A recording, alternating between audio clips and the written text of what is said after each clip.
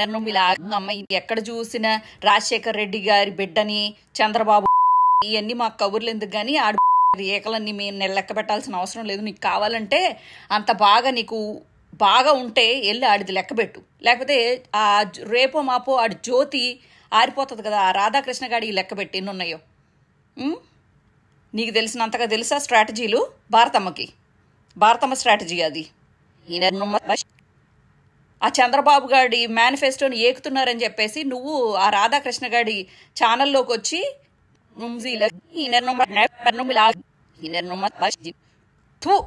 నీ పెళ్ళిళ్ళు నువ్వు నీ వ్యవహారాలు నీకు అసలు నీకంటూ ఒక బుద్ధి ఏడ్చిందా?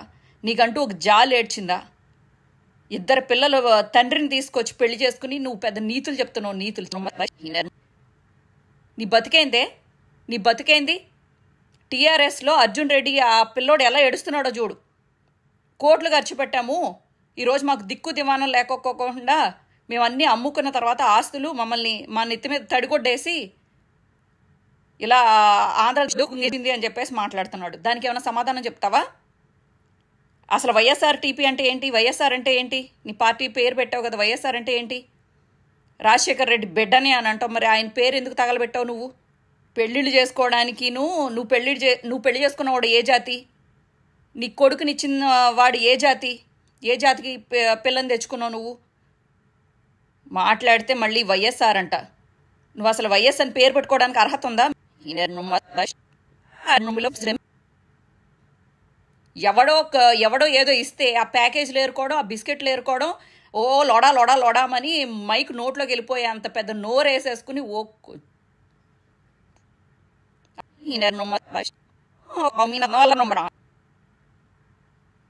అయిపోయింది. తెలంగాణ మొత్తం ఎండబెట్టేసి మొత్తం నీ దింపేసరికి మళ్ళీ ఆంధ్రాలో పడ్డావు. మీరు పీకుతాళ్లే, ఏమన్నా పీకితే మళ్ళీ జగనన్న పేరు చెప్పేద్దాం అని చెప్పేసి అసలు జగనన్నకి ప్రతి పాపం అంటగట్టేయాలి, భారతమ్మకి ప్రతి పాపం అంటగట్టేయాలి. నువ్వు నీ బతుకని ఏమన్నా అంటే మళ్ళీ కేసులు పెడతావు. కేసులు అంత భయం ఉన్నప్పుడు ఎందుకే?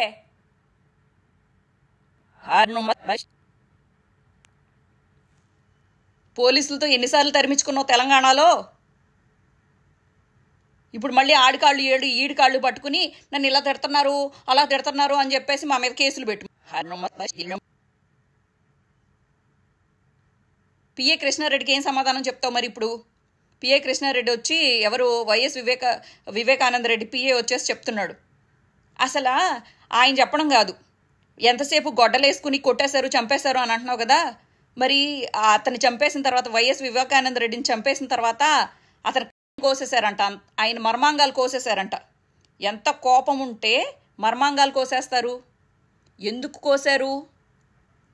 వైఎస్ వివేకానంద రెడ్డి ఎవరైతే చంపారో వాళ్ళ భార్యలతో వాళ్ళ తల్లులతో సంబంధాలు పెట్టుకున్నందుకు మర్మాంగాలు కోసేశారు. ఒకవేళ వైఎస్ వివేకానంద రెడ్డిని అవినాష్ రెడ్డి చంపేస్తే మర్మాంగాలు కోయాల్సిన అవసరం ఏముంది? ఈ మాటకు సమాధానం చెప్పగలవా? మరి వైఎస్ సునీత ఎందుకు ఊరికే పిఏ కృష్ణారెడ్డిని ఇదిగో వాళ్ళు చంపారు వీళ్ళు చంపారు అని చెప్పేసి చెప్పమని బలవంతం చేసింది? చెత్త రాజకీయాలు చేయకే, జనాలకు తెలీదా? నువ్వు నీ బతుకు భారతమ్మ మీద కానీ లేకపోతే జగనన్న మీద కానీ వచ్చావంటే నీ చెప్పు తీసుకోడు, కాళ్ళు ఎరగొడతా. చెత్త ఎంతవరకు అంతవరకు ఉండు.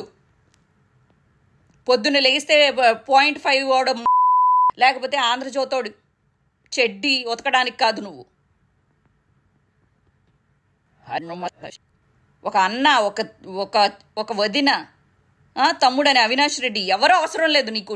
ఇప్పుడు ఎంపీ అయిపోవాలి. నువ్వు ఎంపీ అయిపోయి మొత్తం కోట్లు సంపాదించేసుకోవాలి. మీ బతుకులేంటి? నీ మొగుడు ఏం చెప్పాడు? ఢిల్లీకి వెళ్ళి ఆయన జగన్ని జైల్లో పెట్టారు కదా, పర్వాలేదు ఈమెను ముఖ్యమంత్రి చేసేసేయండి అని చెప్పేసి నువ్వు మీ ఆయన కాళ్ళు పట్టుకోలేదు సోనియా గాంధీది. మీ బతుకుల్లో ఒకటి నిజాయితీ ఏర్పడదు, నిజాయితీలు ఉండవు, న్యాయాలు ఉండవు. మీరు వచ్చి జనాలకు నీతులు చెప్తారు. అది ఎక్కడ చచ్చింది? ఇంటర్వ్యూలు. మా వీడియో మీకు నచ్చినట్లయితే please like, share and subscribe.